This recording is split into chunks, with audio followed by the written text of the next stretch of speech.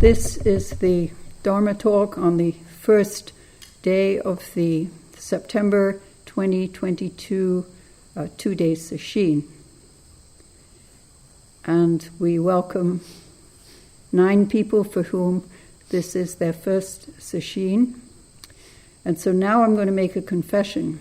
I had a text prepared which seemed really appropriate for helping people for whom this was a new and somewhat bizarre experience. And then when I came to, just a couple of hours ago, download the biography of the master that I was going to read from, discovered that it's Mayazumi Roshi who founded the Los Angeles Zen Center, but I had forgotten of his somewhat, unfortunate history with sexual behavior with his students, and I just felt I couldn't really resonate very well with the text. So there we were, a Dharma talk with no text. So I apologize if this is going to be a little ragged.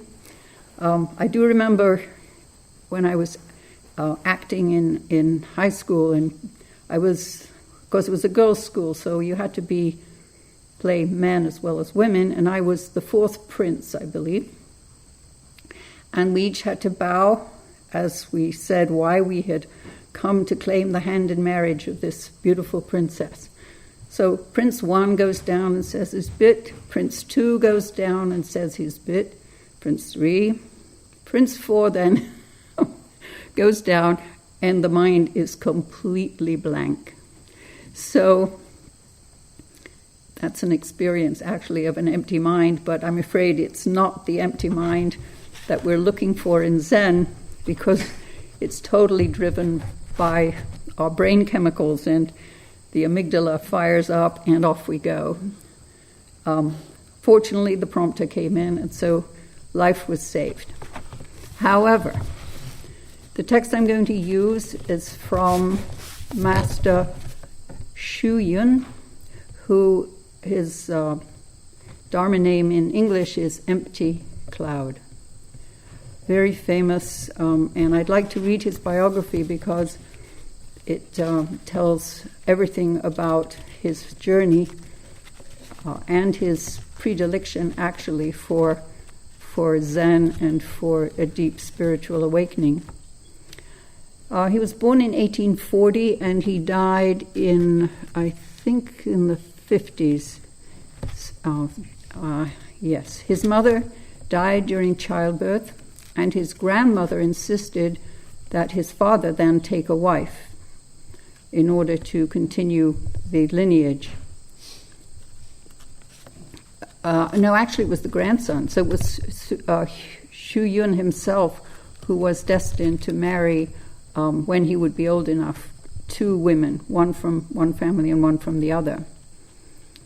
His first exposure to Buddhism was during the funeral of his grandmother. And as those of you who have experienced loss of a parent or even a loved one, it shakes you to your foundation, regardless of whether you had a good relationship with that person or not. It's the in-your-face, actually, moment of the passing of things. He began reading Buddhist sutras, and he made a pilgrimage to Mount Heng, which was one of the most important Buddhist sites in China. And when he was 14, he announced that he wished to renounce the material world in favor of monastic life. And his father did not approve of Buddhism and had him instructed in Taoism instead.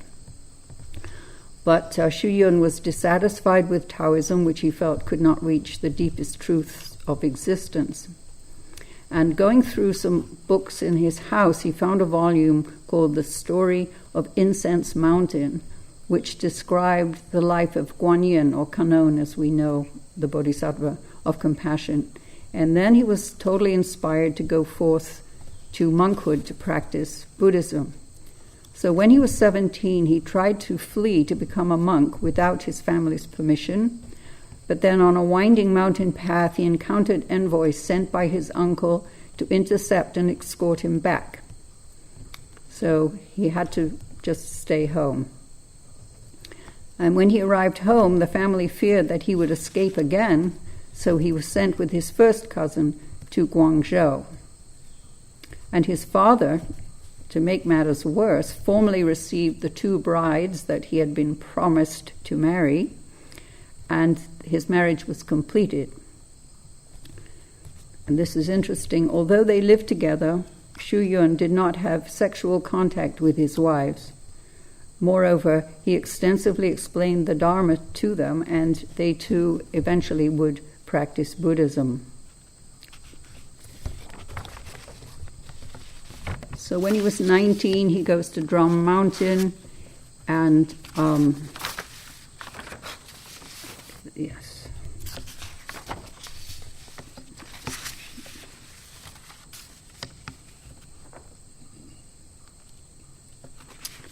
And when he was at the monastery there, his head was shaved and he received ordination as a monk. And then his father again sent agents to find him. He concealed himself in a grotto behind the monastery, where he lived in solitude for 3 years. And at the age of 25, he learned that his father had died and his stepmother and 2 wives had entered the monastic life. During his years as a hermit, Xu Yun made some of his most profound discoveries. He visited the old master Yung Qing, who encouraged him to abandon his extreme asceticism in favor of temperance. He instructed the young monk in the sutras and told him to be mindful of the Wado, or the koan, who is dragging this corpse of mine. In his 36th year,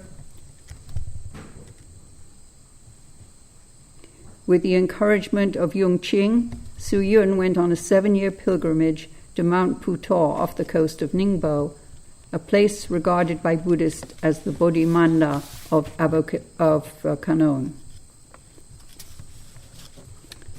Anyway, he tirelessly worked as a bodhisattva, teaching precepts, explaining sutras, and restoring old hermits and old temples. This was after he actually became the abbot of this one temple. Of course, at this time, China was going through an enormous upheaval, and Xu Yun stayed in China for this whole period. And in the spring of 1951, Xu Yun and his 25 monks were accused of hiding weapons and treasure. That was by the then Mao government. They were arrested and tortured in Yunmen Monastery.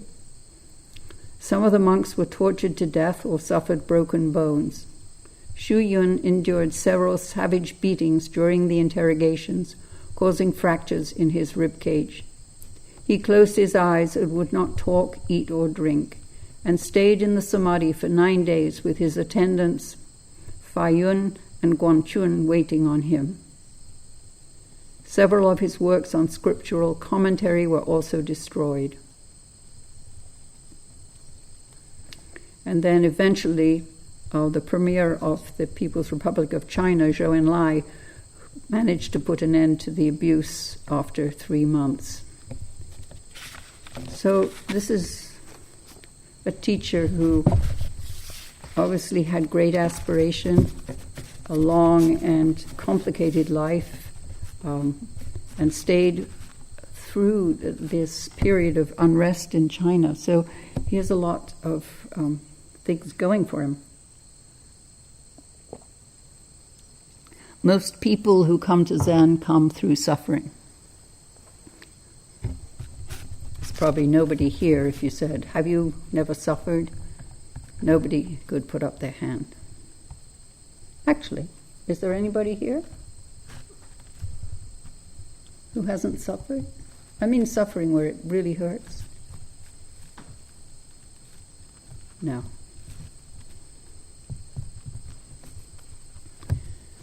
But that does tend to push us into finding some answers and finding our way. So now for Master Xu Yun's article. Actually, when we visited China, I can't remember how many years ago now, in the temple that we went to, which is actually Zhao Zhou's temple, there was a big photograph of empty cloud behind the altar. And it's a very amazing face, really. Very old, long, scrawny beard from, China, kind of Chinese beard. And, very impressive face. Sometimes a face can say 1,000 words. I think Ramana Maharshi was a similar presence if you saw a picture of him. So, he says, the objective of Chan practice. The objective of Chan practice is to illuminate the mind by eradicating its impurities and seeing into one's true self-nature. The mind's impurities are thoughts and attachments. Self-nature is the wisdom and virtue of the Buddha. And the wisdom and virtue of Buddhas and regular sentient beings are not different from one another. To experience this wisdom and virtue, leave behind duality, discrimination, wrong thinking, and attachment, and this is Buddhahood. If we go here to our founder of the whole Zen sect, Bodhidharma, he has, what he says about Buddhahood is that awareness is Buddhahood, and we'll get to that in just a moment. The prerequisite for Chan practice is to eradicate thinking. Now, eradicate's a strong word, so in our practice what we do is to become aware of thoughting, but we don't try to suppress it or because the minute you start talking to it, there you've got your string, and then you're lost in another, string of thoughts. So just to not use the word eradicate is a little strong. Shakyamuni Buddha taught much on this subject. His simplest and most direct teaching is the word stop, from the expression stopping is Bodhi. From the time when Bodhidharma transmitted Chan teachings to today, the winds of Chan have blown far and wide, shaking and illuminating the world. Among the many things that Bodhidharma and the sixth patriarch taught to those who came to study with them, none is more valuable than the saying, "Put down all entangling conditions, let not one thought arise." This expression is truly the prerequisite for the practice of Zen. Now that we know this, how do we accomplish it?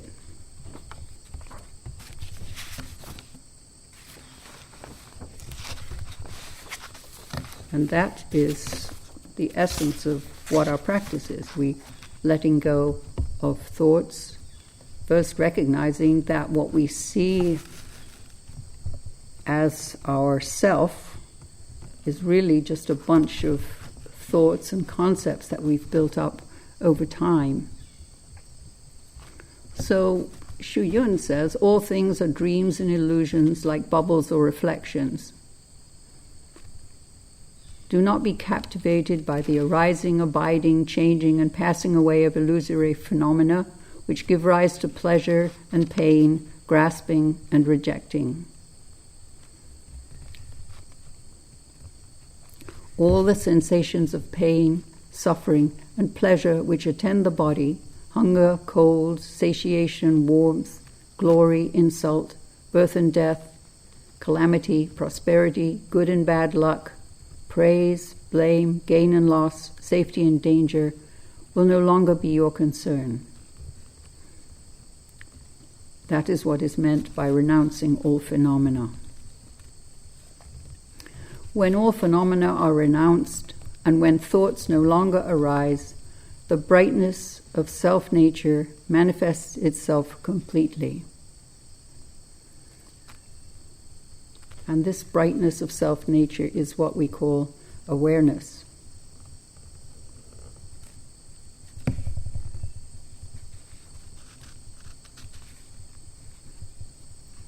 Many Chan practitioners ask questions about the teaching.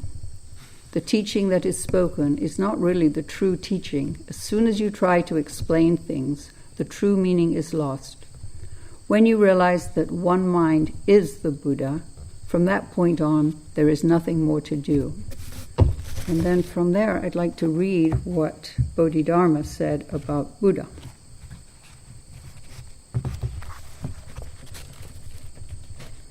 Buddha is Sanskrit for what you call aware, miraculously aware. Responding, perceiving, arching your brows, blinking your eyes, moving your hands and feet. It's all your miraculously aware nature, and this nature is the mind, and the mind is the Buddha, and the Buddha is the path, and the path is Zen. But the word Zen is one that remains a puzzle to both mortals and sages. Seeing your nature is Zen. But if you're still lost in thoughts, you won't see your nature. The way is basically perfect. It doesn't require perfecting. The way has no form or sound. It's subtle and hard to perceive. It's like when you drink water, you know how hot or cold it is, but you can't tell others.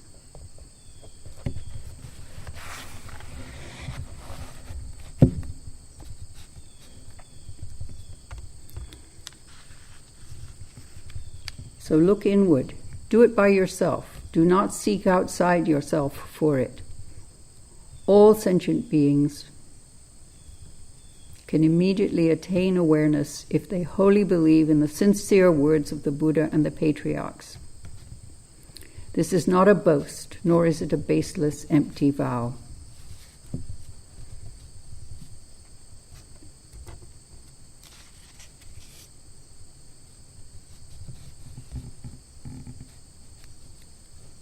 The Buddhas and patriarchs do not deceive us. Unfortunately, we are confused, and for limitless lives have experienced birth and death in the sea of suffering, appearing and disappearing, endlessly taking on new forms of life, dazed and confused, entangled in the worldly dust of the six senses, with our backs to enlightenment, like pure gold in a cesspool.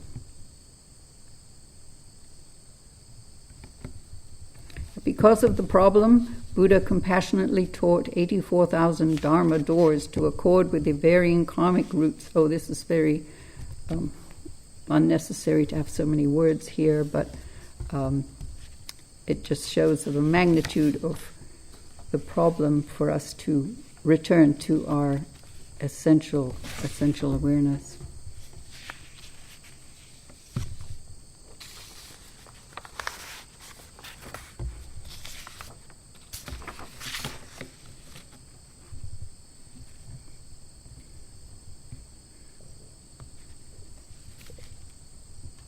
Since the time when Buddha held up a flower and Bodhidharma came to the east, the methods for entry into this Dharma door have continually evolved. Most practitioners, before the Tang and Sung dynasties, became enlightened after hearing a word or a half sentence of the Dharma. The transmission from master to disciple was the sealing of mind with mind. There was no fixed Dharma. Everyday questions and answers only untied the bonds. It was nothing more than the right medicine for the right illness. Since the Sung dynasty, however, people did not have a good karmic roots as their predecessors. They could not carry out what had been said. They could not put down everything. They couldn't avoid thinking about good and evil. Under these circumstances, the patriarchs had no choice but to use poison to fight poison, so they taught the method of investigating koans. When one begins looking into a koan, one must grasp it tightly, never letting go. It is like a mouse trying to chew its way out of a coffin. It concentrates on one point. It doesn't try different places, and it doesn't stop until it gets through. Thus, in terms of Wado, or koan, the objective is to use one thought to eradicate innumerable other thoughts. So the whole objective is to somehow enable us to get below thoughting. And the koan is a concentration practice but it could be really Baba Black Sheep. I mean, it's not, it's a method, and the inquiry in it, using it as this way of getting underneath, getting back to the awareness, that's the function of it. And of course, in the old days, apparently they didn't need to do that, but that's certainly not true now. The ancients used koans, and some of these are, who is dragging this corpse around, which is what Shu Yun had. Before you were born, what was your original face? Who is reciting Buddha's name? In fact, they're all the same. There's nothing uncommon, strange, or special about them. If you wanted to, you could say, who is reciting the sutras? Who's reciting the mantras? Who's prostrating? Who's eating? Who's wearing these clothes? Who's walking? Who's sleeping? They're all the same. The answer to the question, who, is derived from one's true nature. This next line is important. True nature is the origin of all words. Thoughts come out of mind. Mind is the origin of all thoughts. Innumerable dharmas generate from the mind. In other words, you start thinking, and then something else comes up, and something else, and a story, and so off we go. But true mind is the origin of all phenomena, all dharmas. And in fact, a koan is a thought. And before a thought arises, there is the origin of words. Hence, when you look into the koan, it is contemplating your true mind.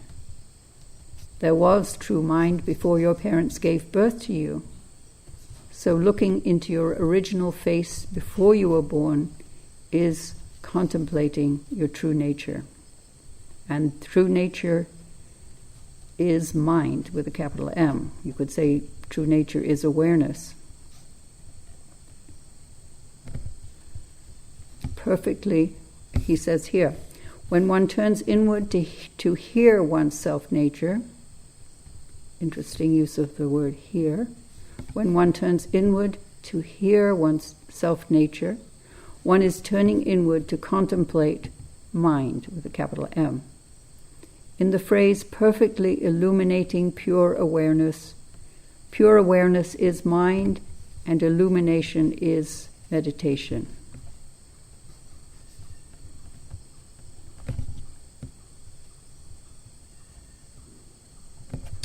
Investigating a koan, hence, is illuminating pure awareness. And it's also illuminating the Buddha nature within oneself. Mind is nature, pure awareness, Buddha.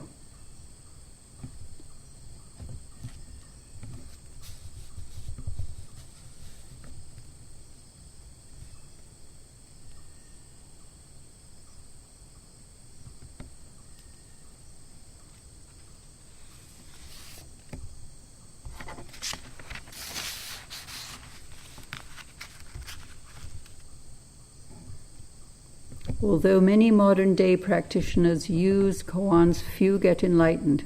So let's not despair here.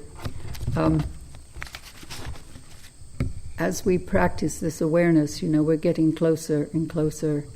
And even after a small initial awakening, then there is still this continuing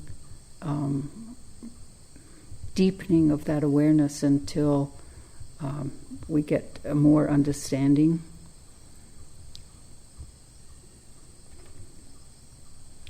Although many modern-day practitioners use koans, few get enlightened. This is because compared to practitioners of the past, practitioners today have less karmic roots. Also, practitioners today are not clear about the purpose and path of the koan. And again, this comes back to the path of the reason for the koan is to come to awareness, to cut off all this thoughting, and that's what we do. It's very simple, It's not a something we have to really study very much.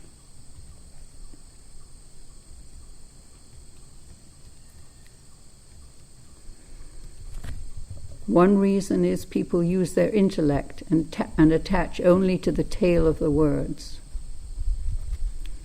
But the koan is one mind.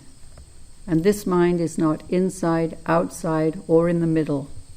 On the other hand, it is inside, outside, and in the middle. It is like the stillness of empty space prevailing everywhere. It should not be picked up or pressed down. If you pick it up, meaning if you start thinking about it, your mind will waver and become unstable. If you press it down, you will become drowsy. Practitioners are distressed by wandering thoughts, and they think it's difficult to tame them. Don't be afraid of wandering thoughts.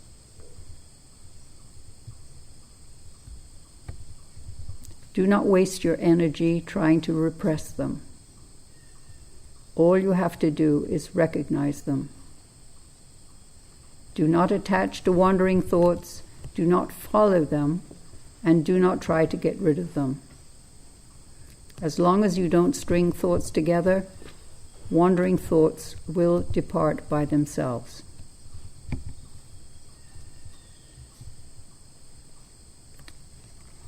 I think I'll read that again because I think it is the nub of this whole practice that we do.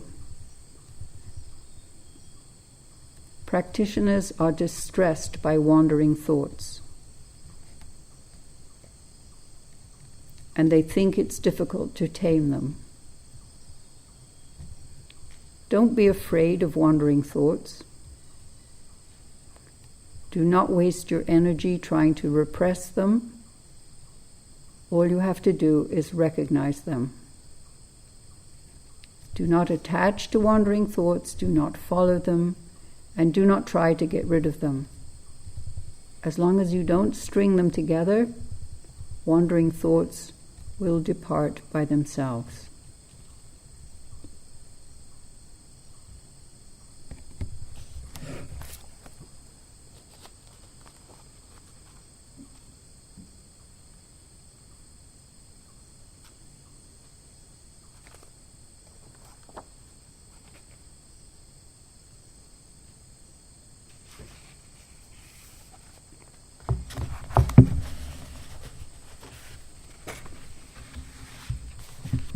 Since this is a rather unprepared talk, I thought we would just open it up to questions people might have, answers to which may or may not be possible to give.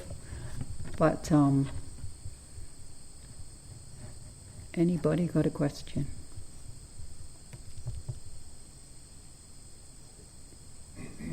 Errol, if someone does ask a question, you'll have to repeat it. So. Oh, okay. Okay, thank you.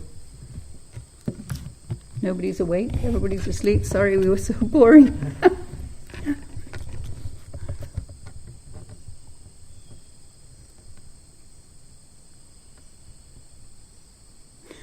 Oh, Wayman has a question.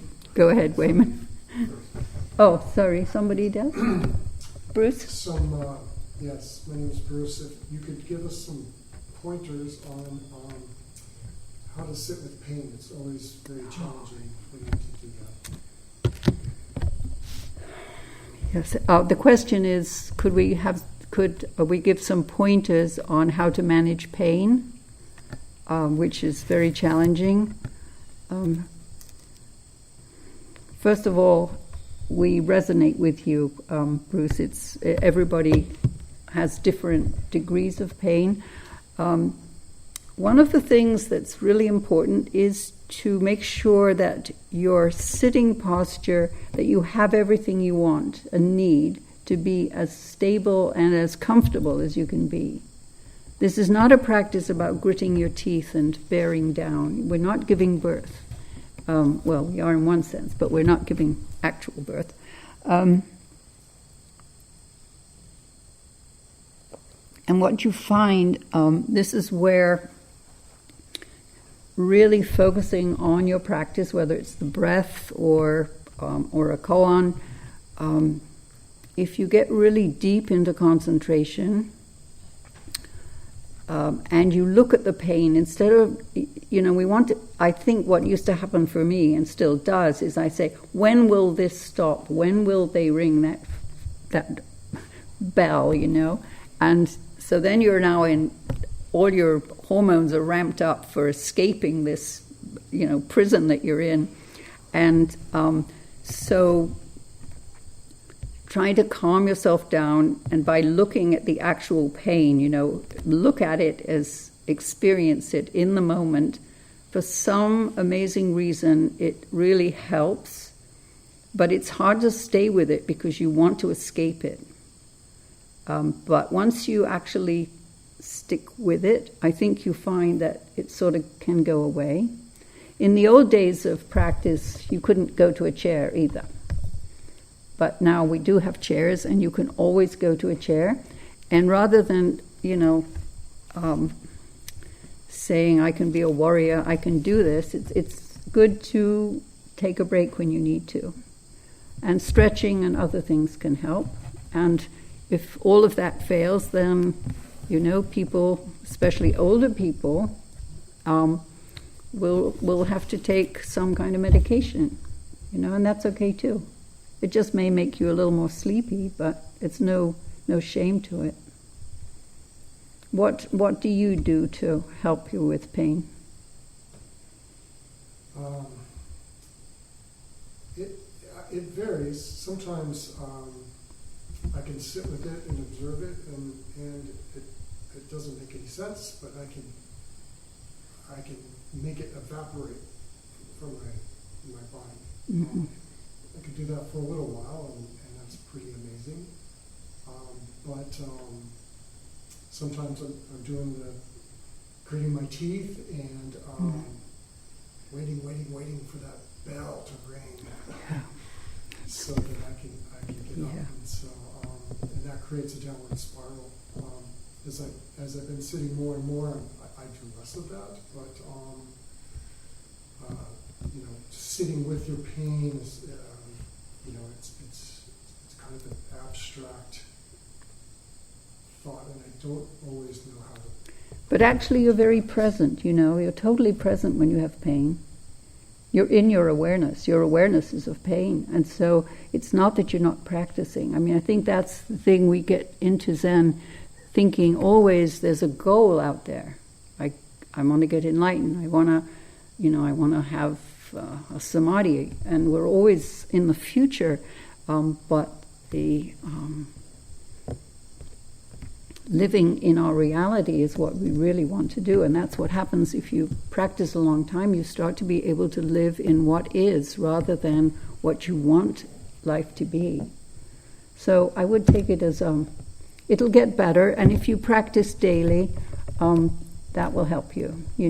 It's coming here and suddenly doing 10.5 hours a day of sitting when you've been doing maybe half an hour, your body is going to be very unhappy. So I think you have your answers, actually. You're doing great.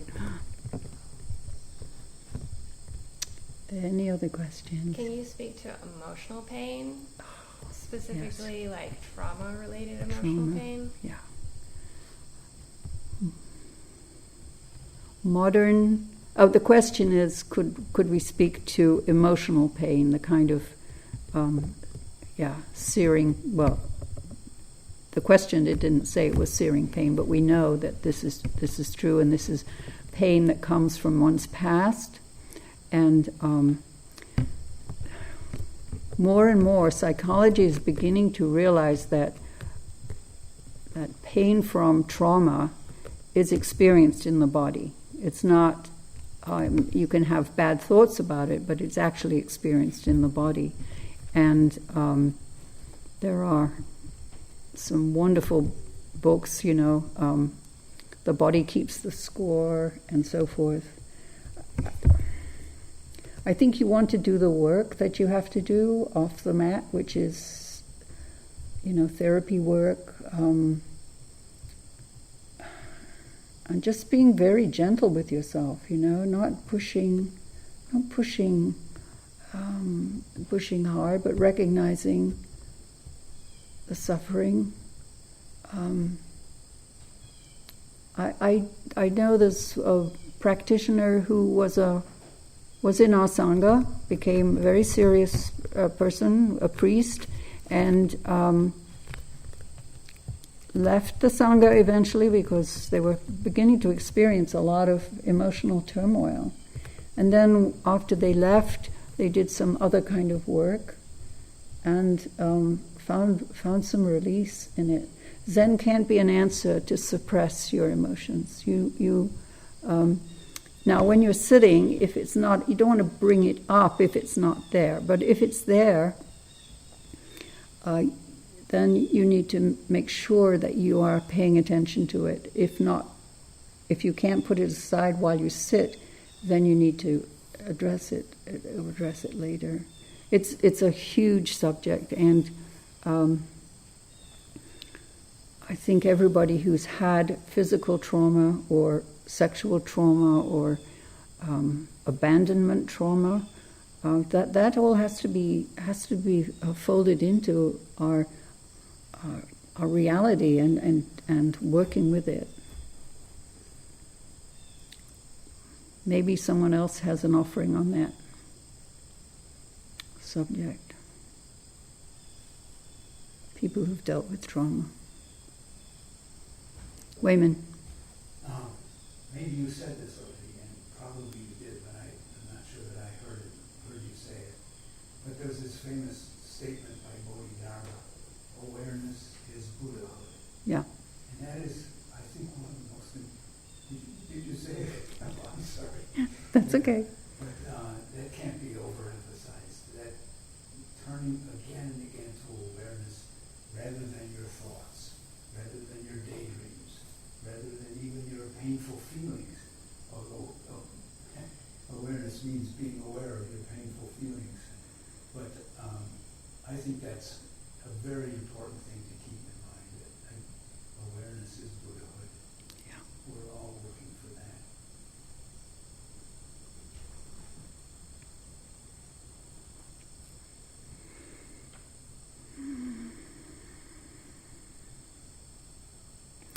I think the other thing actually is, though, that when we realize how many of us have this trauma, you're not alone, You tend to feel very alone, don't you? I mean, with trauma, you feel very alone with trauma. It's so consuming, and so it takes over your life. You're not free of it. So recognizing that. When we asked the question at the beginning, is there anyone here who hasn't experienced suffering? Then in this community of suffering, I think there's a lot of healing in that. But,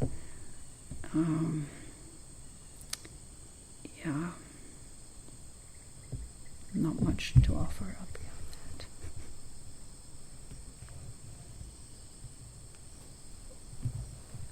Yeah, go ahead. Might I offer something on Absolutely. pain? So this is coming from an acceptance and commitment therapy background that talks a lot about this essential awareness as an important part of you. And I think when we go through trauma, we think that it changes us. But this awareness cannot be damaged, altered, changed, harmed. It is the place that you experience this pain. It is the place that you experience any pain, any part of your life. But it's a place you can always go to that is not touched by it. Mm. It's standing behind the waterfall. I think they can be helpful to remember. That's a very important, and that is, when we talk about awareness, it is going back to that fundamental, unchanging, always present, which is really love itself. It's underneath all of it, there is something that sustains us. And so, as you offered, then that's where to go. That within you, whoever survived this, whoever came to the Dharma, whoever understands it to whatever degree, that is your refuge. You have this refuge. You are the refuge.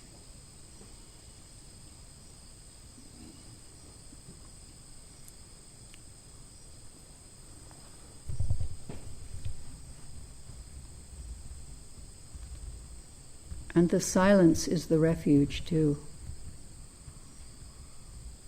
The silence in Chapin Mill, the birds, the crickets right now.